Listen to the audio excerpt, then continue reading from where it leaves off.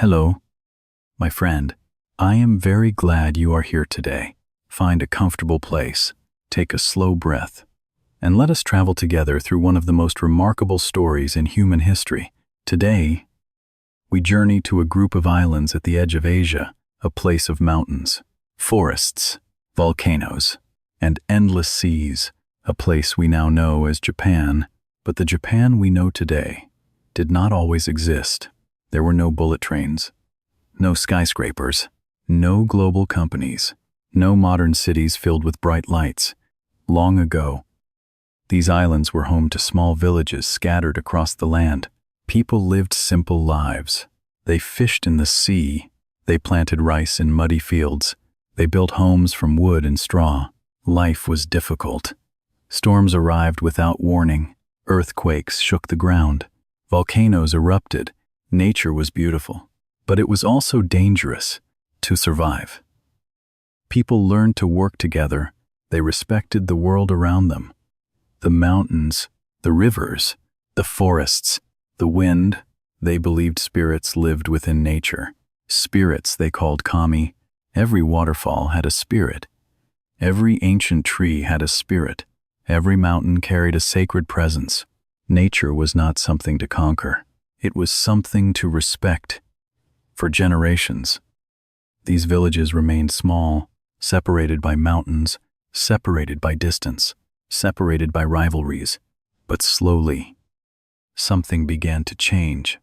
Certain leaders grew stronger. Certain families gained more influence. Small villages became larger communities. Communities became clans. And clans began competing for power. Some formed alliances, others fought wars. The struggle for control spread across the islands. For hundreds of years, no single ruler controlled all of Japan. Power shifted constantly. One clan would rise, another would fall. The future remained uncertain, yet among all these competing groups, one family claimed something extraordinary. They said they were descendants of the sun goddess. They said the heavens had chosen them to rule, and little by little, people began to believe them. This family became the imperial family, the oldest royal family in the world, a family whose story would continue for thousands of years. But even as the emperors appeared, they faced a difficult problem. Claiming power was one thing. Keeping power was another, because beyond the royal court, ambitious warriors were rising, and those warriors would soon transform Japan forever. The emperors were respected, people bowed before them, poets praised them, priests honored them. Their bloodline was believed to come from the gods themselves, yet respect and power are not always the same thing. While emperors remained in their palaces, powerful clans were building armies. These clans controlled land, they collected taxes, they commanded warriors, and with every passing year, their influence grew. Among these warriors emerged a new class of fighters, men who would become legends. They were called samurai. The samurai were not ordinary soldiers. They lived by a strict code, a code of loyalty, discipline, honor, and sacrifice. A samurai was expected to serve his master completely. His duty came before comfort, before wealth, and sometimes even before life itself. From a young age, samurai trained relentlessly. They learned swordsmanship, archery, horse riding, strategy, and self-control. A samurai who could not control his emotions was considered weak. A true warrior remained calm, even in the face of danger, even in the face of death. Over time, the samurai became more than warriors. They became the backbone of Japanese society. Their values influenced the entire nation. Honor mattered, discipline mattered, loyalty mattered. These ideas spread far beyond the battlefield. Yet the rise of the samurai brought conflict. Different clans wanted more power, more land, more influence. Wars erupted across Japan. Villages were destroyed. Castles were attacked. Families were divided. For generations, violence shaped the country. Some historians call this the age of warring states, an era where alliances changed constantly, Friends became enemies, enemies became allies, and nobody knew who would control Japan next. But amid the chaos, one title became increasingly important, the title of shogun. The shogun was the supreme military leader, unlike the emperor, who served as a symbol of unity. The shogun held real authority. He controlled armies, he enforced laws, he governed the country. Eventually, the shogun became the most powerful person in Japan. The emperor remained important, but largely as a symbol. Real power belonged to the warriors. And for centuries, Japan was shaped by samurai rule. The country became organized, structured, disciplined. Every person knew their place. Every class had responsibilities. The system created stability, but it also created isolation, because while the rest of the world was changing, Japan increasingly turned inward. Foreign influences were restricted. Foreign visitors were limited. The country closed itself off from the outside world. For more than 200 years, Japan remained largely isolated, protected, independent, and deeply traditional. It seemed as though this way of life might last forever, but history had other plans. Because one day, strange ships would appear on the horizon. Ships unlike anything Japan had ever seen. And those ships would force an ancient nation to make the most important decision in its history. For more than 200 years, Japan had remained isolated. Foreigners rarely entered. Japanese citizens rarely left. The nation believed that distance protected its culture, distance protected its traditions, distance protected its way of life. And for a long time, that belief seemed correct. The samurai ruled. The emperor remained a symbol. The people followed familiar customs. Japan appeared stable, peaceful, unchanging. But beyond Japan's shores, the world was transforming. Europe was becoming more powerful. Factories were producing goods at an incredible speed. Steam engines were changing transportation. Modern weapons were replacing traditional armies. New empires were expanding across the globe. And one by one, countries were being forced to open their doors. Japan could not avoid this reality forever. Then, in the summer of 1853, something extraordinary happened. Large black ships appeared in Tokyo Bay. The ships belonged to the United States. They were commanded by Commodore Matthew Perry. To the Japanese, these vessels looked terrifying. Smoke rose from their engines. Their metal cannons pointed toward the shore. The ships seemed less like boats and more like floating fortresses. Many Japanese had never seen anything like them. Fear spread quickly. Questions filled the air. Why were they here? What did they want? Would they attack? Would they invade? The Americans carried a message, a simple but powerful message. Open your ports, trade with the world, join the modern age, or risk being left behind. Japan faced a crisis, unlike any it had ever known. Some leaders demanded resistance. They argued that Japan should fight, protect its traditions, defend its independence. Others saw a different reality. They looked at the ships, the weapons, the technology, and they understood something uncomfortable. Japan was falling behind. If the nation refused to change, it might suffer the same fate as many countries that had been dominated by foreign powers. The debate divided the country. Arguments became louder. Tensions increased. Old systems began to crack. And then, a dramatic transformation began. A young emperor emerged as the symbol of a new future. His name was Emperor Meiji. The leaders around him made a decision that would change Japan forever. Instead of resisting the modern world, they would learn from it. Instead of closing their eyes, they would adapt. Instead of protecting the past at all costs, they would build the future. This moment became known as the Meiji Restoration, and it would become one of the most successful national transformations in human history. The samurai age was ending. A new Japan was being born. But change always comes with a price. and millions of people would soon discover just how painful that price could be. Japan had made its choice. It would not remain trapped in the past. It would not close its eyes to the changing world. It would adapt, it would learn, and it would become stronger. But making that decision was only the beginning. The real challenge was transforming an entire nation. For centuries, Japan had been governed by traditions. The samurai had dominated society. Ancient customs shaped everyday life. Now, those traditions faced an uncertain future. The leaders of the Meiji Restoration moved quickly, faster than almost anyone expected. They sent students to Europe. They sent officials to America. They studied factories, railroads, governments, schools, banks, military systems. Everywhere they looked, they asked the same question: what can we learn? Then they brought those lessons home. Railways began crossing the country. Telegraph lines connected distant cities. Factories appeared where rice fields once stood. Modern schools opened their doors. Young people learned science, mathematics, engineering, foreign languages.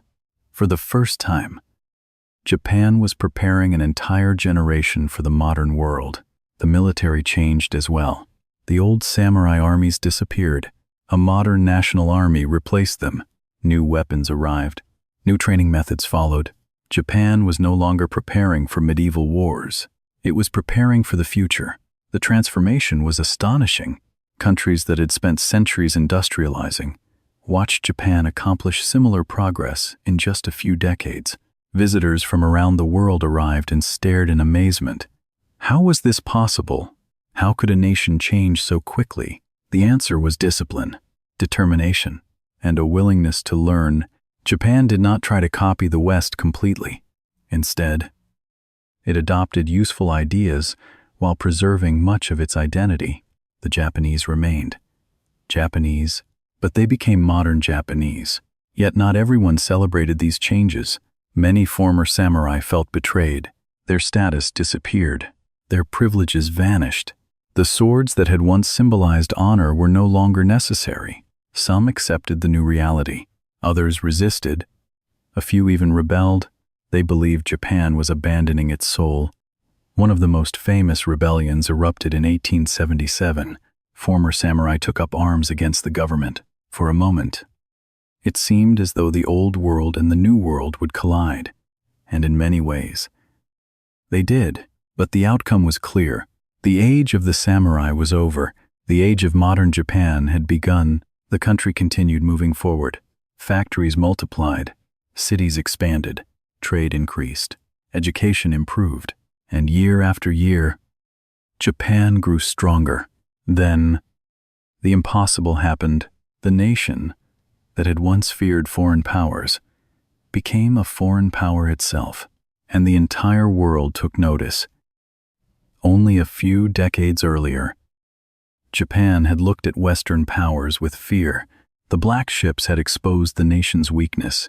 The modern world had seemed overwhelming. Many wondered whether Japan could survive.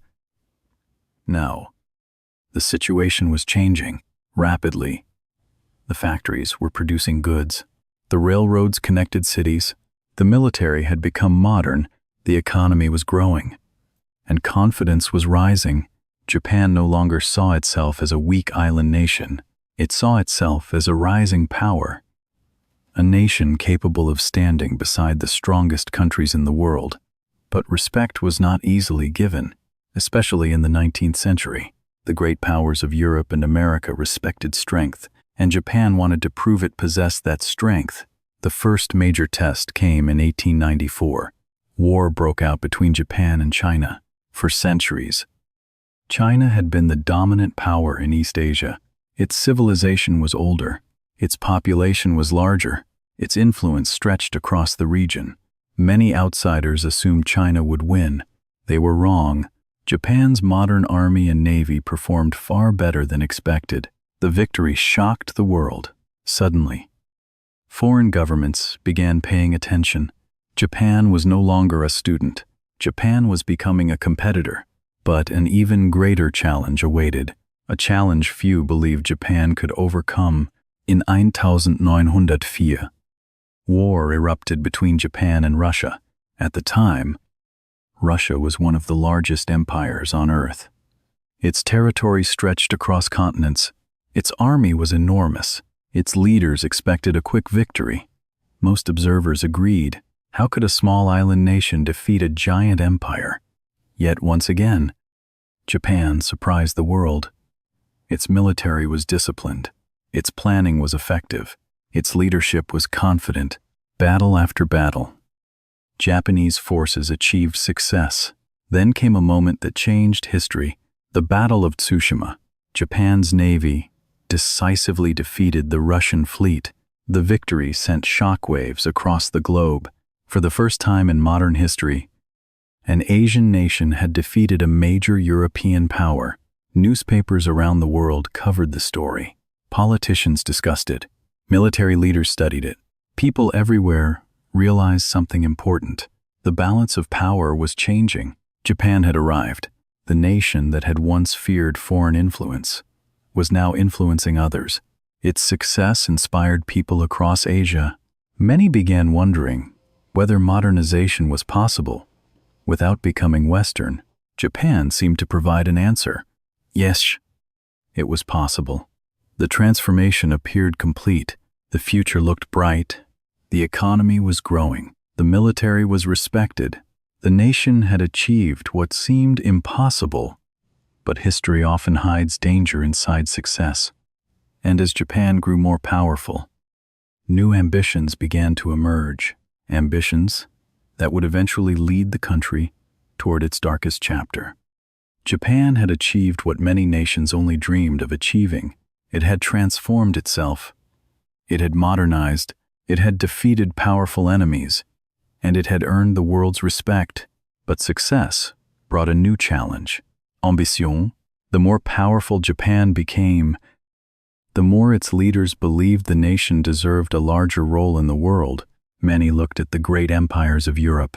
Britain controlled territories across continents. France ruled distant colonies. Russia possessed vast lands stretching across Eurasia. Japan began asking a dangerous question. If other powers could build empires, why couldn't Japan? Slowly, expansion became national policy.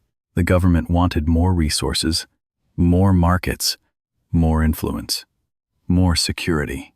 And so, Japan began extending its reach beyond its islands. Korea came under Japanese control. Influence spread into parts of China. The empire grew larger, and with each success, confidence increased. Many people celebrated these achievements. They believed Japan had finally joined the ranks of the world's strongest nations. But power often creates temptation, and temptation can lead even successful nations into dangerous territory. As the 20th century progressed, tensions around the world increased. Countries competed for resources, territory, influence, national pride. The atmosphere became increasingly unstable. Then, in 1939, the world was consumed by war. World War II had begun. Japan entered the conflict, seeking to expand its influence across Asia and the Pacific. At first, its military achieved remarkable victories. Territories fell quickly. Enemy forces retreated. The empire expanded further. Many believed Japan was unstoppable, but wars rarely unfold according to expectations. The conflict grew larger, more destructive, more costly. Powerful opponents united against Japan. Resources became scarce. Cities faced increasing danger. And slowly, the tide began to turn. What had once looked like victory now looked uncertain. The years that followed brought suffering on a scale few could have imagined. Families were separated. Communities were destroyed. Lives were lost. The nation that had risen so dramatically now faced the possibility of total collapse. Then came 1945, one of the most devastating years in Japanese history. Air raids destroyed large sections of major cities. Millions struggled to survive. And finally, 2 atomic bombs changed the world forever. The first fell on Hiroshima. The second fell on Nagasaki. The destruction was almost impossible to comprehend. Entire neighborhoods disappeared. Countless lives were lost. Generations would carry the scars. Soon afterward, Japan surrendered. The war was over. The empire was gone. The dream of expansion had ended. The nation lay exhausted, broken, and uncertain about the future. For many countries, such devastation might have marked the end, but Japan's story was not over. In fact, its most extraordinary chapter was still waiting to be written. Japan had lost the war. Its empire was gone. Its cities were in ruins. Its economy had collapsed. Millions of people faced an uncertain future. The nation that had once challenged the world's strongest powers now struggled simply to survive. Factories stood silent. Homes had been destroyed. Food was scarce. Families mourned loved ones who would never return. For many observers, the future seemed obvious. Japan would need generations to recover, perhaps even longer. Some believed the nation would never regain its former strength. But they underestimated something important. They underestimated the determination of the Japanese people. After the war, Japan faced a choice. It could remain trapped in bitterness. It could focus on what had been lost, or it could begin again. The country chose the second path. Slowly, the rebuilding started. Roads were repaired. Factories reopened. Schools welcomed students once more. Workers returned to their jobs. Families rebuilt their homes. The process was difficult. Progress was slow, yet year after year, the nation moved forward. A new generation emerged, a generation that wanted peace, a generation that wanted prosperity, a generation that believed Japan's future would be built through innovation rather than conquest. The government invested in education. Businesses focused on quality. Engineers developed new technologies. Manufacturers improved production methods. Instead of competing through military power, Japan began competing through excellence, and the results were extraordinary. Japanese companies earned a reputation for precision, reliability, craftsmanship. Products made in Japan began appearing around the world. Cars, cameras, televisions, electronics. Consumers trusted Japanese quality. Demand grew rapidly. Factories expanded. Exports increased. The economy accelerated. What happened next amazed the world. By the 1960s and 1970s, Japan was experiencing unprecedented growth. Cities expanded upward. Skylines transformed. High-speed trains connected regions. New industries emerged. Opportunities multiplied. The nation that had been devastated in 1945 became one of the richest countries on earth. Economists called it an economic miracle. Historians studied it. Governments tried to understand it. How had Japan recovered so quickly? Part of the answer was discipline. Part was education. Part was innovation. But perhaps the most important reason was resilience. The refusal to give up. The willingness to rebuild. Even when success seemed impossible, Japan had lost almost everything. Yet it chose to start again. And in doing so, it created one of the most remarkable recoveries in modern history. The country that had once been defined by war was now becoming known for something entirely different: technology, creativity, and a relentless pursuit of excellence. But perhaps Japan's greatest achievement was not becoming wealthy. It was learning how to balance the future with the past. Japan had rebuilt its cities. It had rebuilt its economy. It had rebuilt its reputation. By the end of the 20th century, the country stood among the world's leading economies. Its products were everywhere. Its technology influenced millions of lives. Its companies became global names.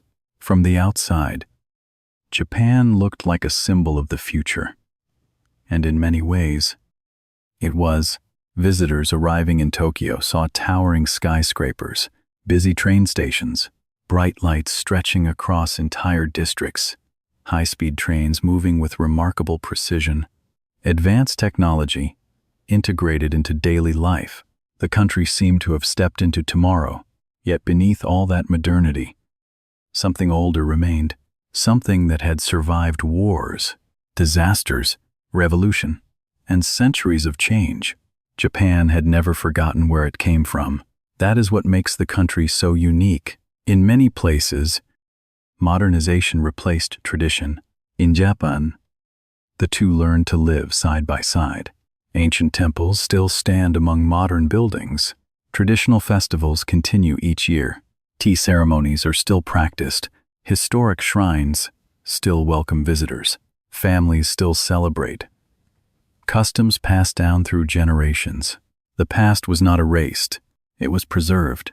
A person can leave a crowded business district filled with glass towers and modern technology. Then, only minutes later, walk through the quiet gates of a centuries-old temple. The contrast feels almost magical. One world looks toward the future. The other remembers the past, and somehow, both belong together. This balance became one of Japan's greatest strengths.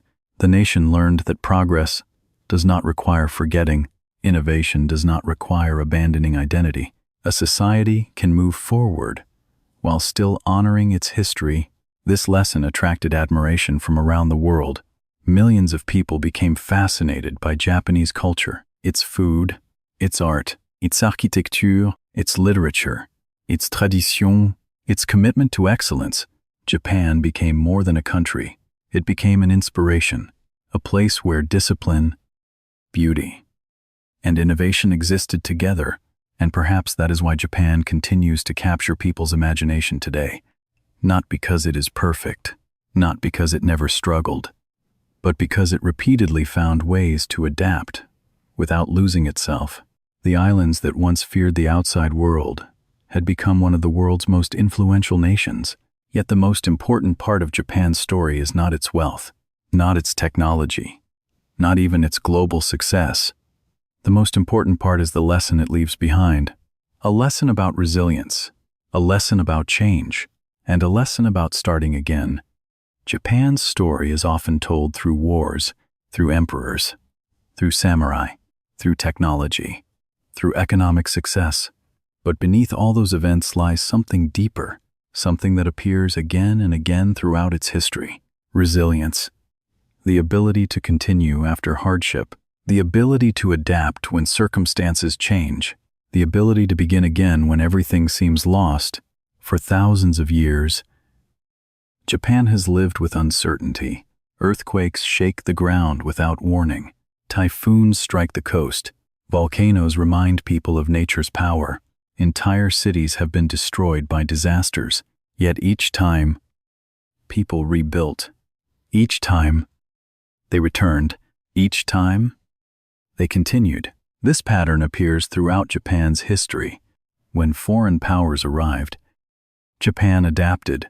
When old systems became outdated, Japan reformed them.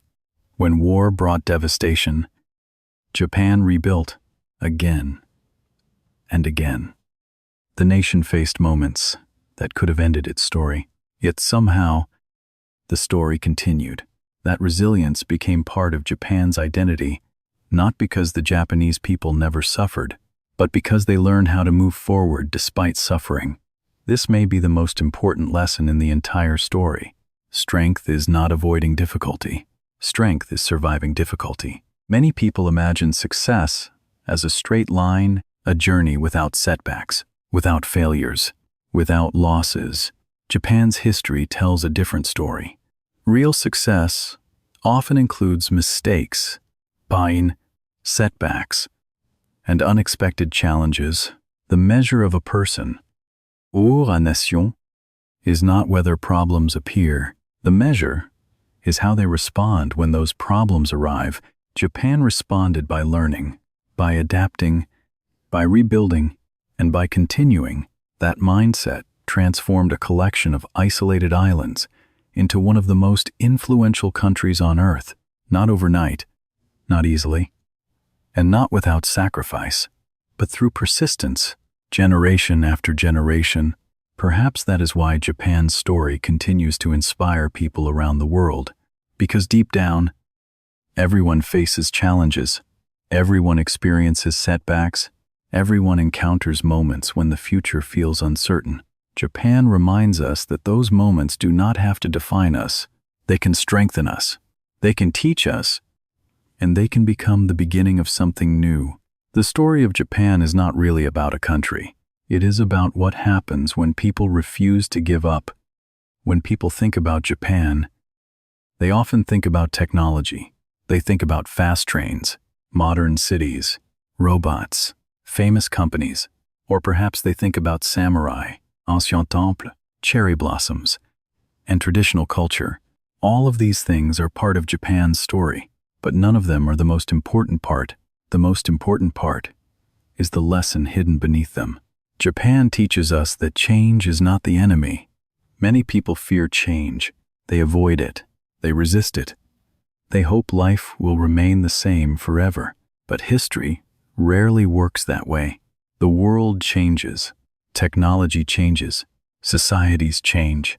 And those who refuse to adapt often fall behind. Japan understood this at a critical moment in its history.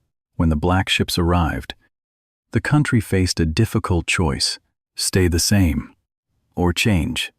Neither option was easy, but Japan chose adaptation, and that decision altered the future of an entire nation. Japan also teaches us something about identity. When countries modernize, they sometimes lose parts of themselves.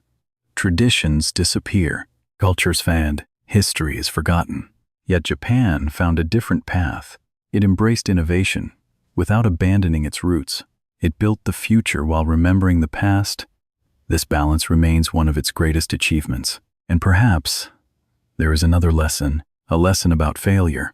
Japan has experienced extraordinary success, but it has also experienced extraordinary hardship, war, destruction, economic struggles, natural disasters, periods of uncertainty.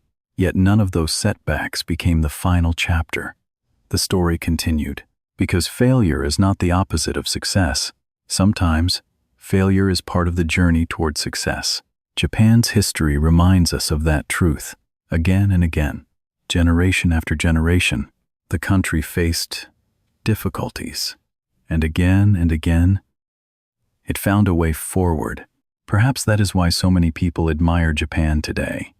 Not because everything was easy, but because so much was difficult. And yet the nation continued moving forward. The real miracle of Japan is not its wealth, not its technology, not its global influence. The real miracle is its ability to begin again. Thank you for joining me on this journey. Through the story of Japan, from isolated villages to a global power, from samurai to skyscrapers, from destruction to renewal, Japan's history is one of the most remarkable transformations the world has ever seen. But perhaps its greatest achievement was not becoming powerful. Perhaps its greatest achievement was learning how to change without losing its identity, how to rebuild after loss, how to move forward after failure, and how to create a future while respecting the past. These lessons are not only for nations, they are for all of us, because every person faces change. Every person faces setbacks. Every person faces moments when the future feels uncertain. Japan reminds us that those moments do not have to be the end. Sometimes they are the beginning of something new. Thank you for spending this time with me. If this story inspired you, I would love to hear from you. What part of Japan's journey impressed you the most? The samurai, the Meiji Restoration, the rebuilding after World War II, or the way Japan balances tradition and innovation today? Please share your thoughts in the comments below.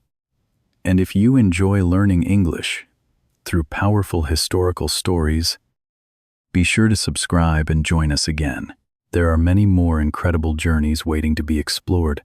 Until next time, keep listening, keep learning, and keep moving forward.